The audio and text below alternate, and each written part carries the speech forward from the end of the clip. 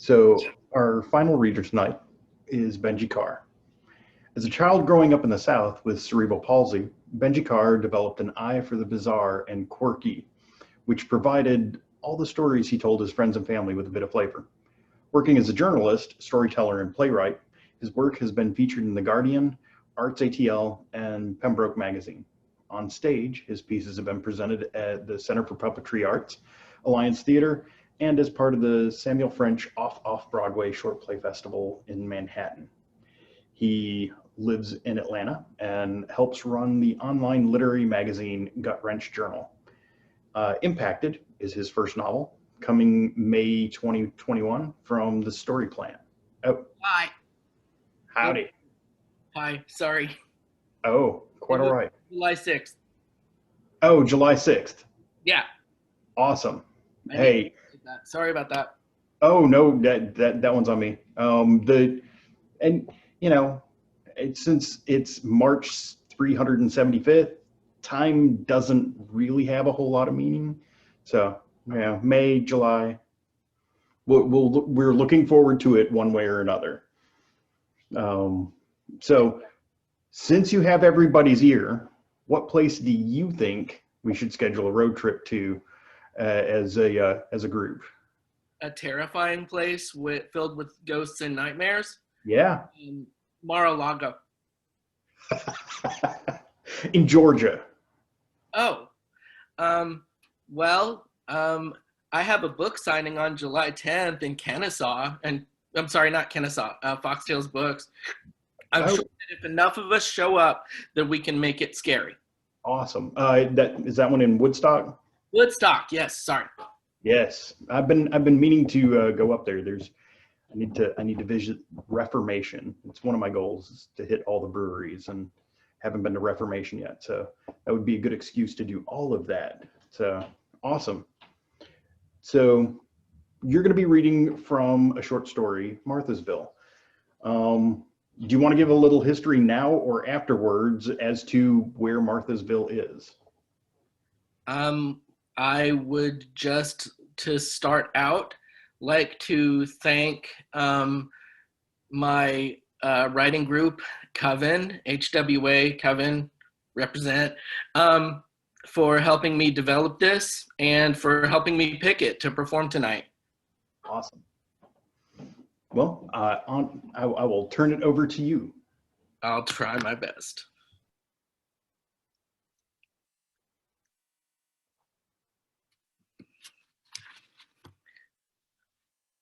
Marthasville. Date, Saturday, June 3rd, 2017. My dearest Adelia, it is with a heavy heart that I tell you my plans have changed. When Tuesday comes, you will be on that flight to Tampa alone. I know that we've been planning our next chapter for months, but it unfortunately must remain unwritten. Please know that I do love you, Adelia. You've sparked passions in me that I thought were long dead. I haven't had these stirrings of lust for anyone in at least 25 years, and I've never known a love like yours in all my time on earth. But I cannot leave my wife. Martha won't allow it. Rather than join you in a new Airstream in Bradenton, like we discussed in bed all those afternoons, I'm doomed to live out my last days in motherfucking Atlanta. And it frankly pisses me off to admit that kind of defeat. But I'm 84. Defeat isn't new.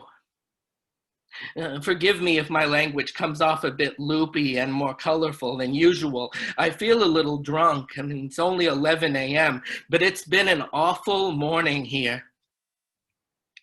Martha knows everything. She's gone to the gas station over on Buford Highway. She told me to write this out while she was gone.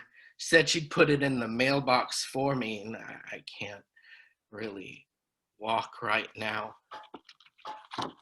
Since I won't be in choir in the morning, I suppose I've already seen your face for the last time. I can't stand it. I didn't know that kissing you goodbye after rehearsal on Wednesday was goodbye forever. I would have held on longer. I would have used more tongue. I would have made it move. You should get this before your flight. If I finish it in time for the mailman or the mail person or whatever, Martha has the timing all figured out. It's so weird. McGill Park must be the only part of this city with predictable postal delivery. Old Homer once told me that his mailman showed up on his doorstep with a People magazine at 9 p.m. Homer lives in the West Side, though. Martha told me that you'll just get on the damn flight.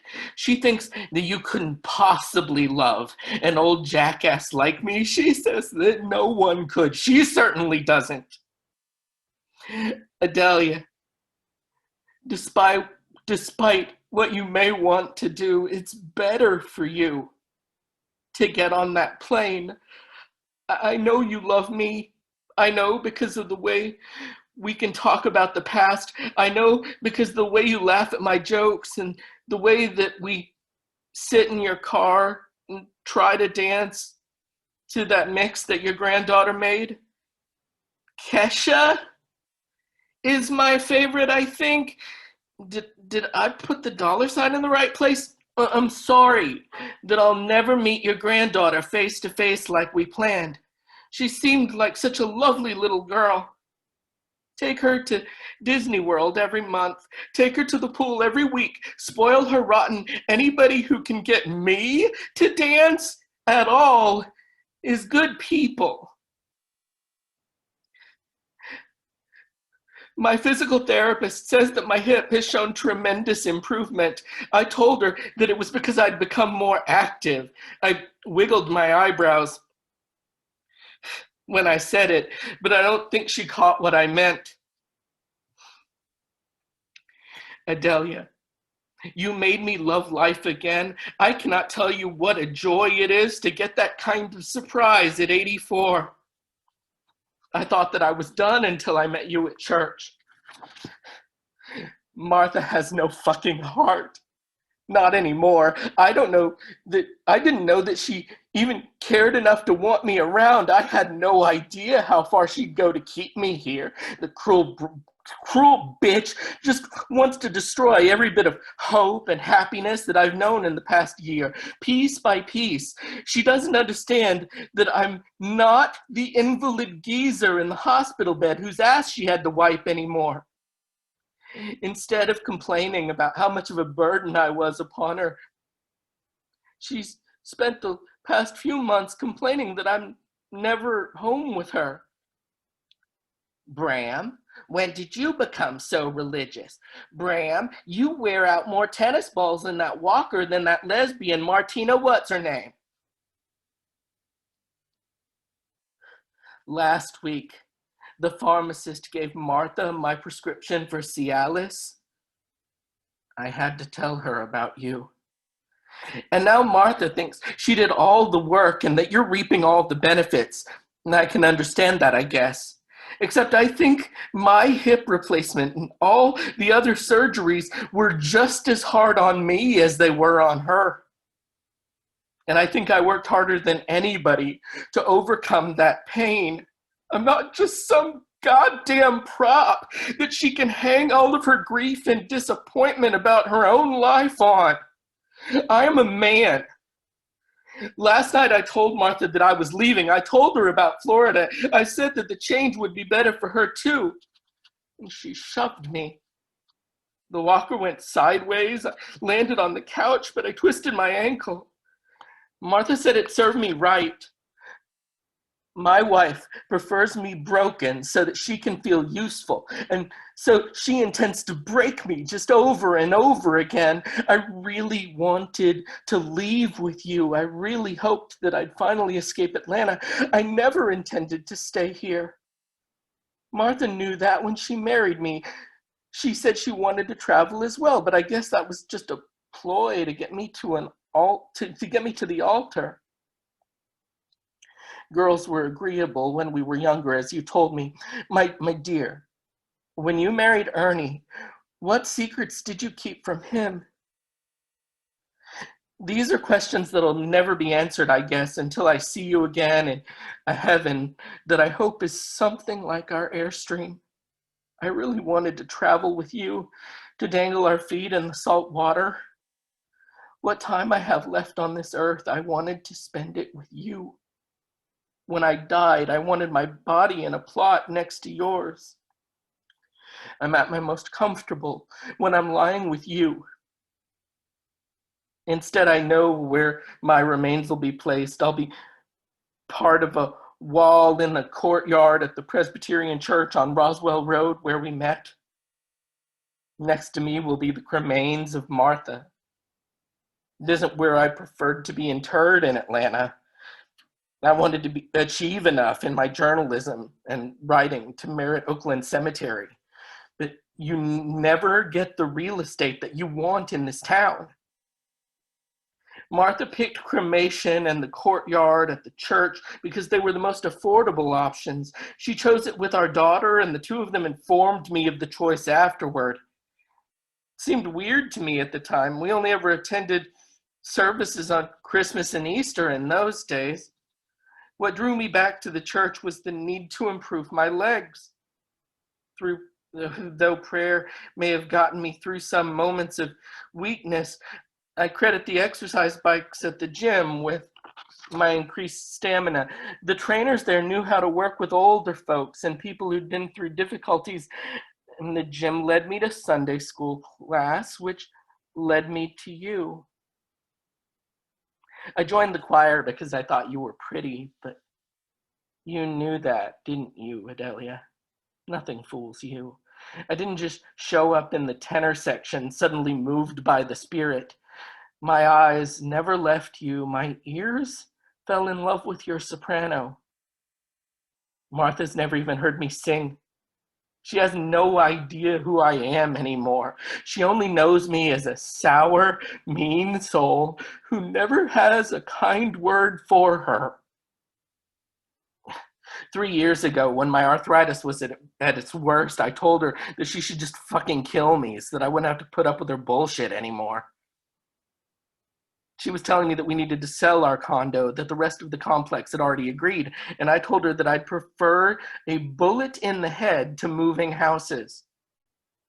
I was in a lot of pain then. I felt like a broken man. I stood perpetually lopsided in buildings that were being rezoned commercial and marked for demolition.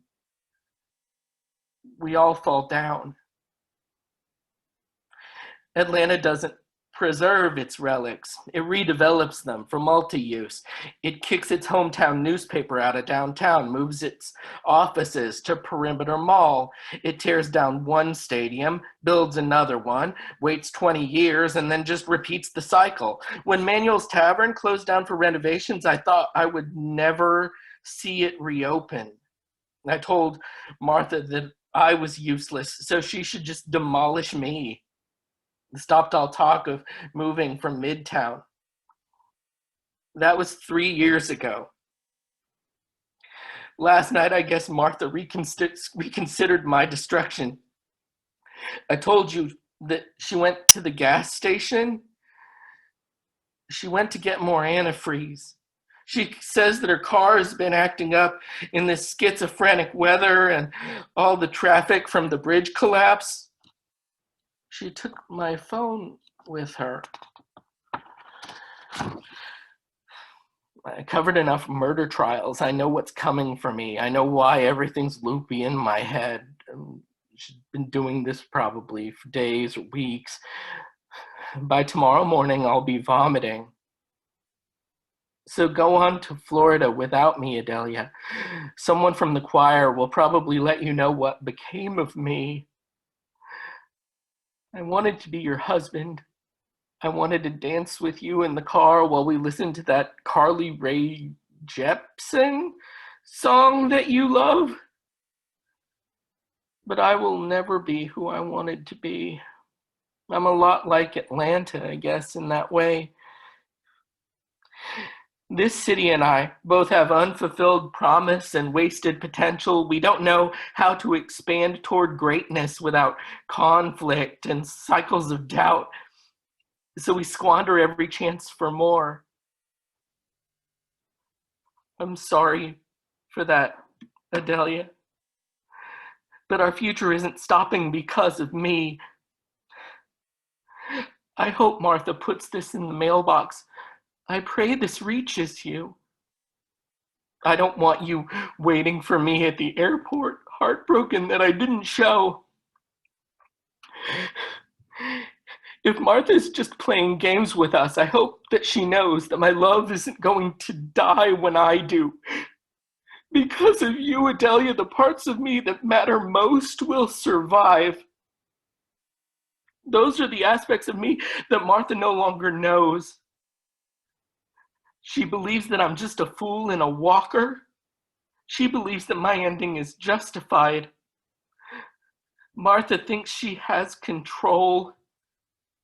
My wife thinks she's won. But you know my spirit, Adelia. You are my heart. Love forever. Bram.